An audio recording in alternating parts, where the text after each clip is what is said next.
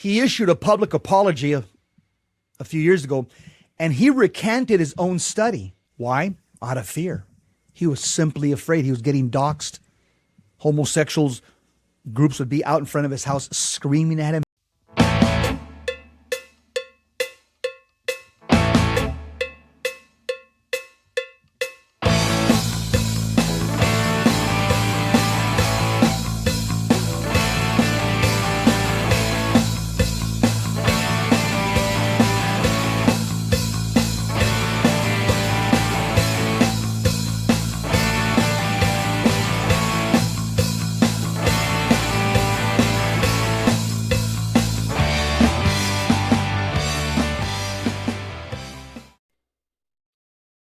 Welcome back to the Jesse Romero Show, where we speak the truth without apology in a world drowning in lies. Today, I want to expose one of the most shameful episodes of ideological bullying and intellectual terrorism you've ever heard. It's the story of Dr. Robert Spitzer. He was a giant in the field of psychiatry, and he is one who, at least for a time, he dared to tell the truth that some people with same-sex attraction can change, and how the homosexual lobby and the militant activists broke him like a twig.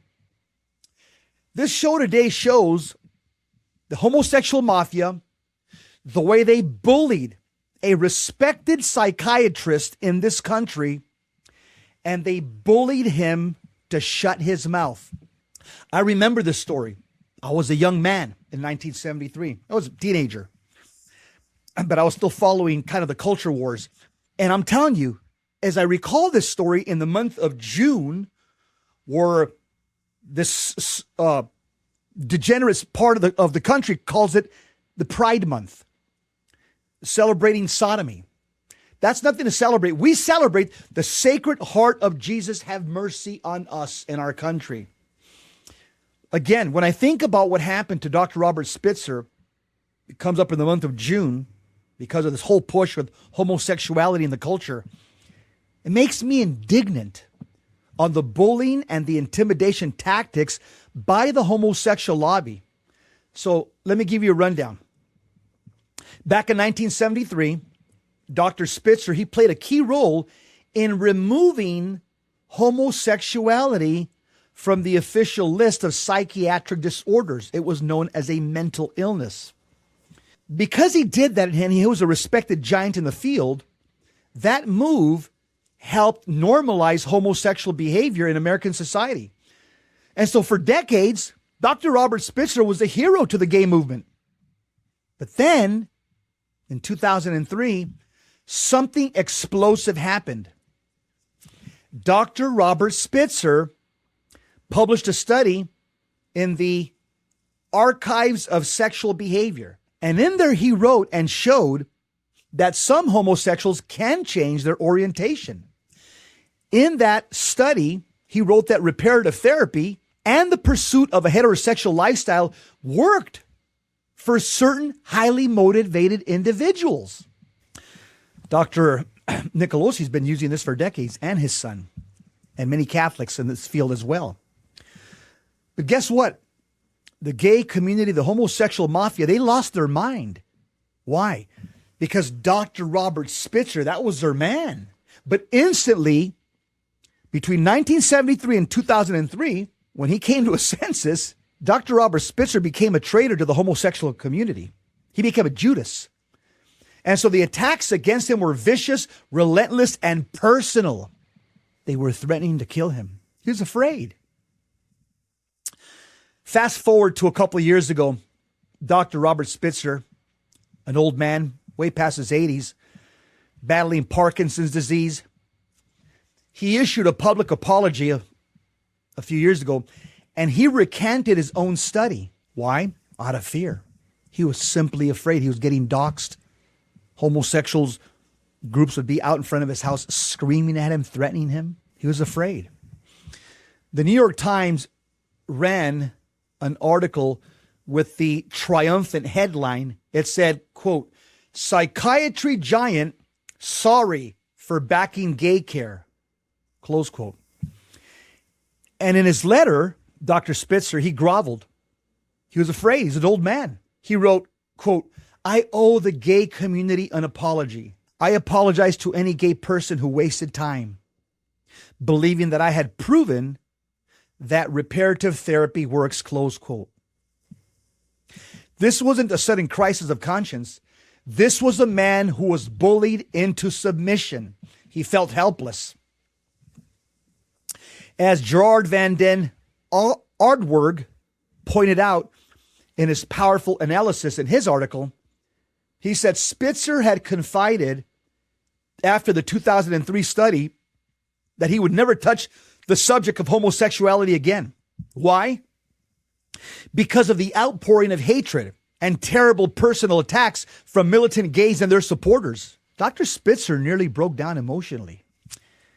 Gerard Aardwerg said it plainly. A man, even of the stature of Dr. Spitzer, can be broken down by such a traumatizing experience. Let me be forceful here. This wasn't gentle persuasion or scholarly debate.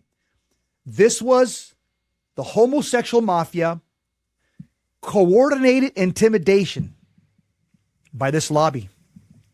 They hounded Dr. Spitzer. They smeared him. They pressured him until this old man with a serious illness folded like a cheap suit. The homosexual mafia, they didn't refute his study with better science. They crushed the man behind the science. Dr. Spitzer had already taken a massive risk by even dabbling in the truth after his pro-gay history. But he didn't have the full conviction or the inner strength to stand firm against the storm. You need the Holy Spirit for that. I don't know if he was a man of faith. I don't know. The psychiatric world is already hostile to anyone who dares call homosexuality a treatable disturbance rather than an immutable identity that you live with forever. Dr. Spitzer, a former hero of the homosexual movement, when he recanted his position, that betrayal was unforgivable in the eyes of the homosexual mafia. So they came after him with everything they had. This whole recantation is a staged public relations coup. It's media manipulation to prop up the big lie that you were born that way and you cannot change. The homosexual mafia needs this narrative to push same-sex marriage, indoctrinate kids, and silence dissent. And they got their trophy. A broken psychiatrist, Dr. Spitzer, apologizing to them, groveling for telling a truth that thousands have lived out through reparative therapy. Thomistic reparative therapy. Friends, this should outrage every person who values free inquiry and human freedom.